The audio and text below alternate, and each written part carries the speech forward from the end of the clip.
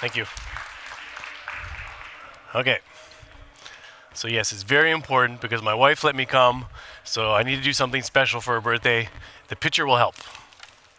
I'm just going to turn this around. And the first thing you're going to be asking yourself is, why do I have, a cardboard cutout of a man on stage with me? Well, I'm going to introduce you. This is my business partner and one of my best friends. His name is Julien Mourad. He's from Montreal, Canada. And unfortunately, he couldn't be here with us today, which made me very sad. So I thought, well, he's got to be here in some form. So I printed him out, and I carried him on the airplane, and I brought him here to DevCon anyway. And I thought this was maybe a second best kind of alternative. But what I've realized is there are actually a few advantages with this particular Julien. For example, this one doesn't talk back to me nearly as much as the one back home does. But all joking aside, honestly, I don't know if I would have much of a story to share with you today if it was not for the efforts that Julien participated in. So I wanted him here, and here he is. Okay, so I want to start with a quick poll. Show of hands, how many of you were here last year at DevCon and went to my talk that was entitled The Journey of a Liferay Developer, The Search for Answers? Wow, that's sad. Okay. Well, thank you for your loyalty, those who put your hands up. Everyone else, I can see that your decision-making process has vastly improved in the last year, so that's a good thing too. But I think last year's story was important because this year's story is kind of a continuation from where we left off last year. So I want to take a couple of minutes just to do a quick recap of what we talked about last year. So last year on the Journey of a Liferay Developer, I used this idea of a timeline. The timeline was supposed to represent the journey of a Liferay developer, and more specifically, my journey as a Liferay developer. But I think if you look closely at this slide, you'll find that there's a lot of similarities between my journey and your journey. Now, the climax of the talk last year was really the point at which I moved from the 6.2 architecture to the 7.0 architecture. And it was an enlightening experience and a humbling experience because it made me remember what it was like to be new to Liferay. And by being new to Liferay, how confusing it can be, and how sometimes you're never really quite sure if you're doing the right thing. Now, as part of that process, it really put a spotlight on the fact that knowledge is power. Because when we have the knowledge, we are confident that we can move forward regardless of any challenges put in front of us. So one of the slides I had to finish the presentation last year looked something like this. It said that everyone struggles, you're not alone, and that the Liferay community is here to help. And the idea behind this was that whether it's your first day with Liferay or your 15th year with Liferay, that we all face challenges at some point in the day. The beauty of working with Liferay, though, is that with such a strong community that backs the product, you're not alone in your struggles, and that together as a collective, the sum of our experiences and our knowledge will always be greater than the experiences and the knowledge of just one person.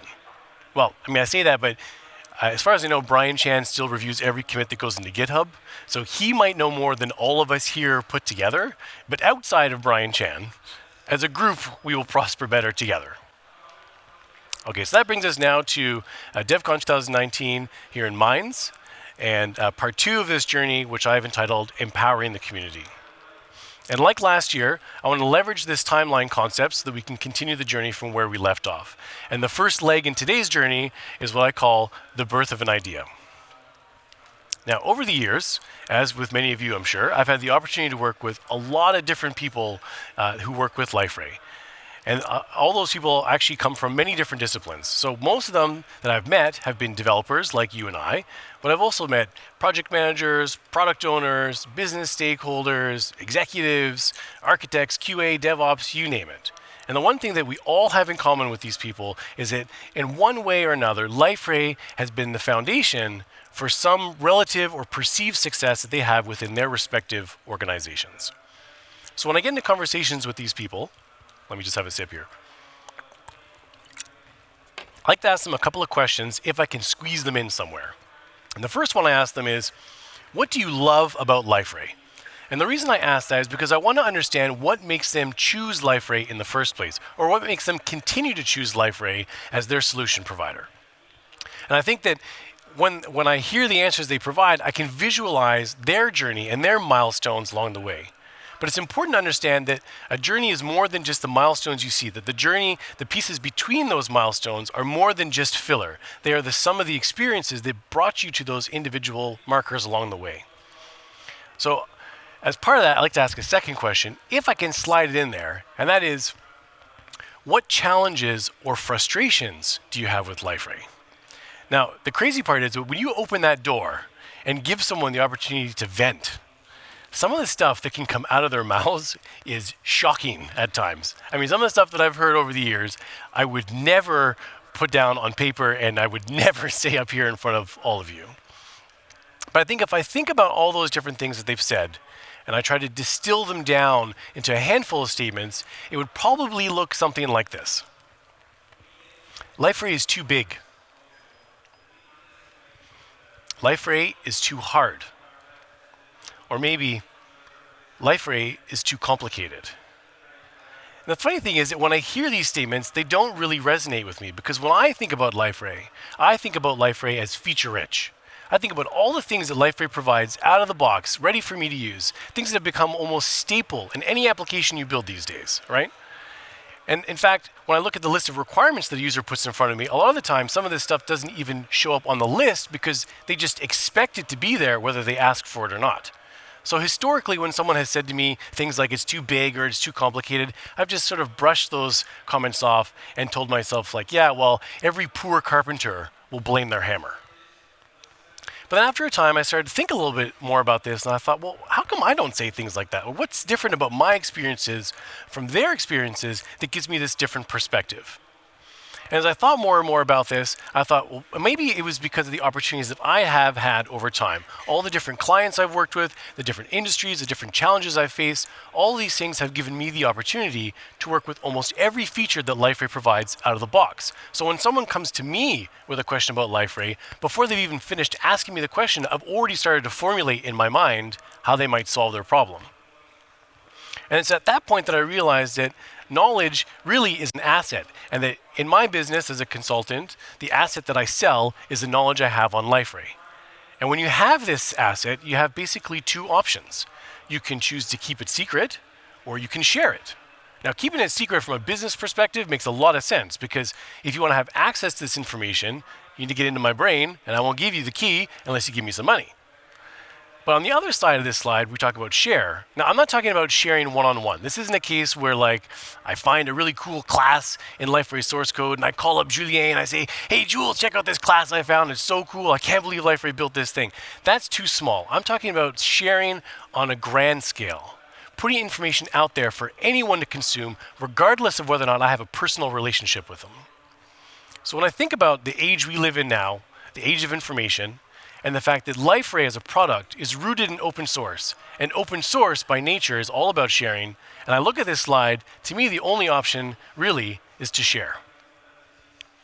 I thought, okay, so maybe these people have a negative opinion or a less than positive opinion, let's say, about Liferay because they haven't had the same experiences, they don't have the knowledge. So how do I get my knowledge to them?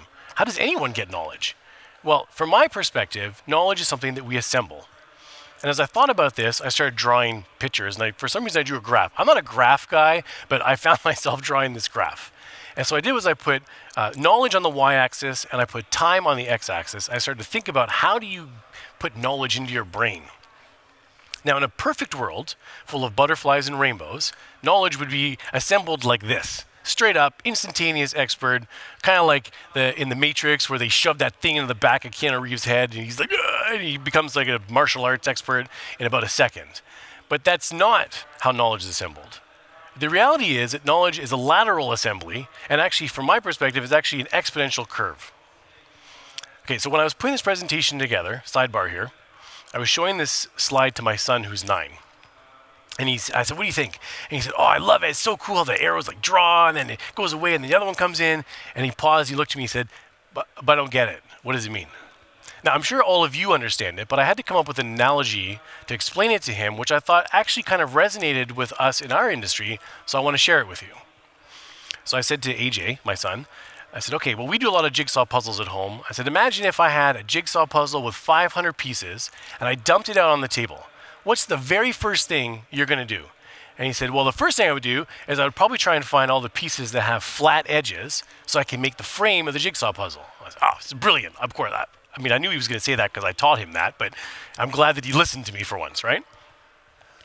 And I said, okay, so in technology, if I draw a parallel, when you want to learn a new technology, you're going to go to the site where that technology is hosted, right? What are you going to do? You're going to do the getting started. And what does that do? That teaches you a little bit about what it is you're going to be working with, maybe paints a picture for you. Then you're going to do the installation, and then a quick example, right? So over the course of that experience, in a very short period of time, you feel like you've accomplished something. You feel like you've amassed some kind of knowledge, and you feel empowered to keep going. Not unlike when you have the frame of the jigsaw puzzle, you feel like you're going to get this puzzle done in no time. But the reality is that it's at this point that you're at the bottom end of this curve. It's at this point where the real work begins. Because the next thing that's going to happen is you're going to spend several hours hunting for the right piece to put in the right place. And the longer it takes, the more pressure you feel, the more you feel like you're wasting your time, the more you feel frustrated, and the angrier you get. And eventually you find yourself starting to say things like, this is stupid, it's too hard, it's too big, it's too complicated, why can't I use this other thing that I already know? Sound familiar? So really, at this point, as I looked at this graph, I realized that the problem we're trying to solve is how do you ensure that somebody has an experience that feels like they're on the high end of the curve, even though they're at the low end of the curve. So how do you get that guy who's working with Liferay for the first time today to feel the same way about the results he has as the guy who's been working with Liferay for 15 years? And that's where the birth of an idea really came to light. So as Jules and I sat and we're talking about this, we decided that we'd pick something from Liferay as an example. So we used friendly URLs. Who's used portlet friendly URLs here? Anybody? Oh, wow, that's good. Okay, so this will resonate with you. Now, let me ask you a question. To do friendly URLs for a portlet, do you have to understand what a portlet is? I don't think so. Do you need to know what a portal is, or a portal container, or OSGI, or dependency injection, or any of that stuff? No, I don't think you need to know any of that stuff. You need to know what a route file is, how to make that route file, where to put that route file, and then how to create a default friendly URL mapper, create your own if you don't plan to use Liferay's default one they give you out of the box. So at this point, we did this with the friendly URLs and a few other features, and we realized that, yeah, this is a problem, but this is a problem that can be solved. So this takes us to the next step in the journey, which was the point at which Jules and I decided that we wanted to create masters of Liferay, or at least make you feel like you're a master of Liferay, even if you're not. Okay, so how do you do that? So we thought, well, how do we solve problems? Well, we're developers, and developers solve problems by building products. So let's build something to do this. But it wasn't just building something. We wanted to create something that was different. We wanted to create something that was fun, because we felt that if you're having fun while you're learning, you're engaged, you're attentive, you're receptive, and you're more likely to keep going. And the further you go, the farther along that curve you're going to get, the more expertise you're going to develop. So we said, okay, let's sit down, let's start writing down all the different things we want to put into this tool that we want to build. And we had the regular stuff, right? Like the authentication, the registration, everything has that kind of stuff these days. Content management, because we knew we had content we were going to share. We had all the foundational stuff like caching and the scalable architecture and configuration. But then we focused a lot on things that we felt would improve the user's journey as they're learning. Things like being able to save content, maybe grouping that content into collections, maybe a history of what you've done over time so you can understand the road that you have traveled. Maybe some analytics so you understand how much time you spend learning versus actually working. Or even things like achievements. You pop up a badge when someone watches their 15th video, they feel good about the progress they're making, it inspires them to keep going. They feel rewarded. So we did this exercise for a couple hours, then we sat back and we looked at the list and we said, oh my God. Now I'm showing you one slide with a bunch of bullets on it here. To show you the whole list of what we came up with would require several slides, all laid out just like this one. So we sat back and we looked at it and we said, this is crazy. By the time we build this, it'll be 2027. It'll be DevCon like 102 when I'm up here talking about it. It's insane. Maybe it's too big. Maybe it's too hard. Maybe it's too complicated. Two guys can't do this. And we felt like really discouraged at that point. But then we started thinking about this feeling that we had, and we realized that we have this feeling all the time. Clients come to us and they ask us for a huge laundry list of requirements. And they always have about this much time and about this much money to do it, of course. But we don't turn the work away, we go for it. And how do we do that? Well, we use a technique that we call applying a Liferay first principle. And the Liferay first principle basically says you take the requirements that's been outlined by the stakeholder and you map them to features you know exist already in Liferay. Now, sometimes you get a bullseye. User needs to be able to log into my application. No problem. Liferay has about 15 different ways you can do that. Other times you don't get a full hit, but you might get a partial match. So 10 or 20% of the requirement is there in some capacity inside the core product. Now, it's not the full solution, but it's 10 or 20% that you don't have to build. So we said, okay, well, let's apply our Liferay first principle to our list of requirements and see how it lines up. So we started with content management, and we found that the stuff that we figured was content management fit almost perfectly into the fragments, WCM structures, and templates. When we looked at search, it was, at that point anyway, almost a one-to-one mapping with what we wanted to have in our solution. For all those foundational elements like system configuration and caching and scalable architecture, the core framework gave us all that for nothing. We didn't have to do anything, it just turn it on. And for all the custom stuff that we wanted for a great user experience, we didn't find any perfect matches necessarily, but there was definitely overlap for everything we came up with some feature in Liferay. And we felt that whatever was missing, we could easily make up for by leveraging Service Builder and widgets through the plugin framework that Liferay provides. So as we looked at our list and we saw how everything was lining up and that was all coming together, we realized that Liferay is actually an accelerator for our product development. And what I mean by that is if you have a starting point, the blue flag, and you have the checkered flag as your release date, and the dashed line represents your product roadmap, that rather than starting where the blue flag is, we got to start partway along our roadmap. And as we look closer and closer at what we had aligned with the features in Liferay, we figured we were somewhere between 30 to 40% complete without ever writing one line of code, just by leveraging the stuff that Liferay was giving us right out of the box. Okay, so that takes us to the third leg of our journey today, which is the last leg, and named after this particular presentation, which is empowering the community. So everything I've shared with you so far was a conversation that we had about 4 or 5 years ago in a hotel lobby in Chicago at the end of a North American symposium. Now, in that time, we did try a couple of times to get this thing off the ground, but for one reason or another, it failed. Usually it was a project that got in the way or a personal life thing or whatever. About a year ago, I was sitting with Julian and I said, were you serious about building that thing? And he said, yeah, I think it would be an amazing tool to help people. And I said, yeah, I think so too. So at the end of our contract, we sat down, we figured out what to do, and we said, let's do this. Let's build this thing together. So we put all our chips on the table, and we spent the better part of a year working on the thing that we had dreamt up. And in September, we trepidatiously, but joyfully released Mastering Liferay. Now, how many people here heard about Mastering Liferay before actually coming to DEF CON this year? Yeah, you see, that's just evidence right there that I am a terrible marketer, and hopefully a better developer anyway than a marketer. So Mastering Liferay was what we launched, and I want to share with you a little bit about that experience of building Mastering Liferay. So we started with the registration authentication. We went sort of a top-down kind of approach. And you can see from this slide that the out-of-the-box stuff greatly outnumbers anything custom that we built. I mean, we built a couple of custom widgets, but really the only reason we built those widgets was because we felt that the overrides that we had to do through a fragment were a little bit more than we were comfortable with. And we did do a GitHub SSO integration, but we followed the example that Liferay does with Facebook, and we did it in, I don't know, a couple hours, I think. It was no time at all. From there, we moved to the main landing page. And because we knew this was going to be a video-based platform, we were really focused on user experience. And for us, we feel that user experience is best served as something that's familiar to people.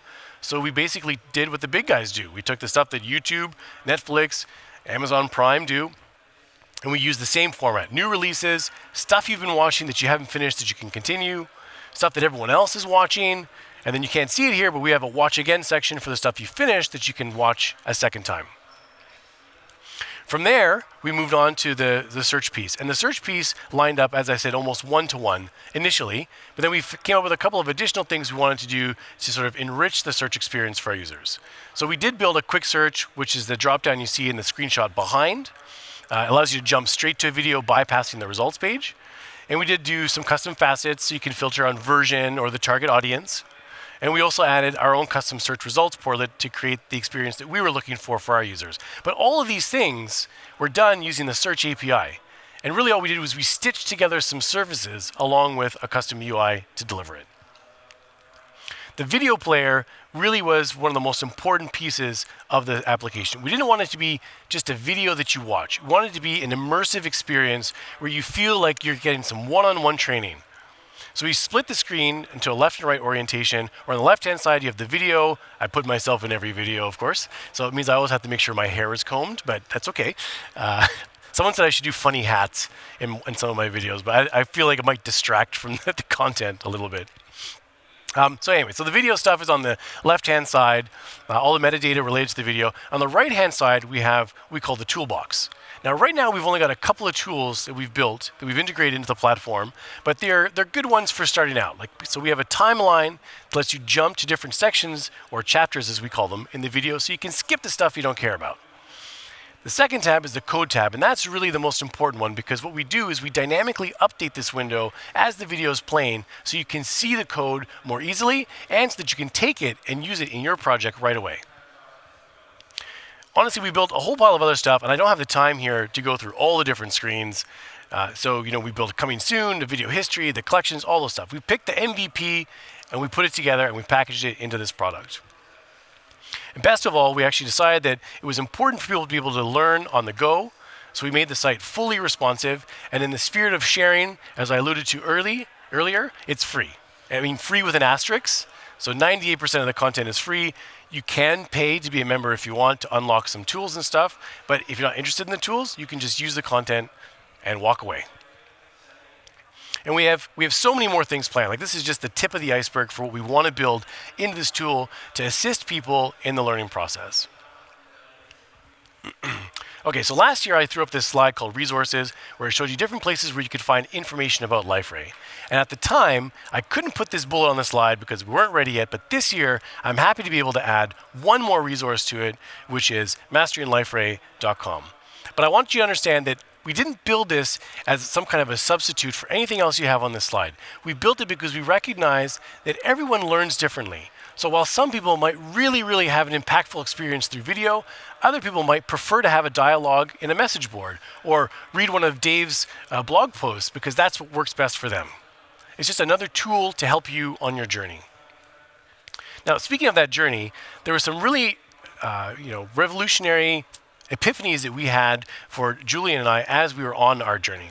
And the first one was actually a validation of something that we've said forever, and that is that Liferay is a development platform. We talk about Liferay as a CMS or, it's great for intranet sites, and that is true for both of those cases. But it can be so much more than that. It's not limited to just a content management system or an intranet or a customer portal. You can build anything with this tool. You just have to have the imagination to dream it up first. And we wanted to build something different, and we did. And so for us, Liferay has also now become a platform for change. So we go in to see our clients, and they say, we want to build an intranet site. We say, do you really want an intranet site? Do you want people to use it? And they say, well, yeah. We say, okay, well, let's think of something cooler than an intranet site. Let's think of something that's, immersive for your employees, something that provides value to them. And the third thing we really learned and validated was that Liferay is an accelerator.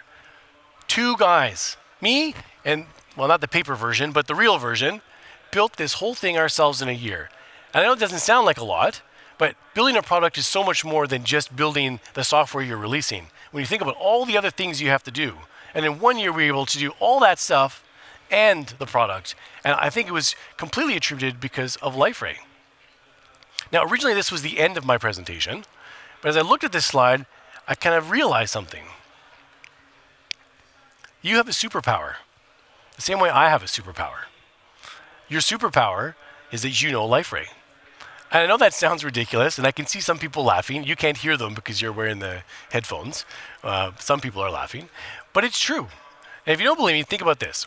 How many people here have that non-technical friend or family member that comes to them with their head low with their laptop one day and says, you got to help me. It's not working. I don't know what to do. And you open it up and you click a few buttons and you tap a few keys, and then just like that, magically it works. Now, imagine the look on their face when you give that laptop back to them and it's working, and they spent hours or days toiling over this problem, completely clueless as to how to solve it, and you've done it in a matter of seconds.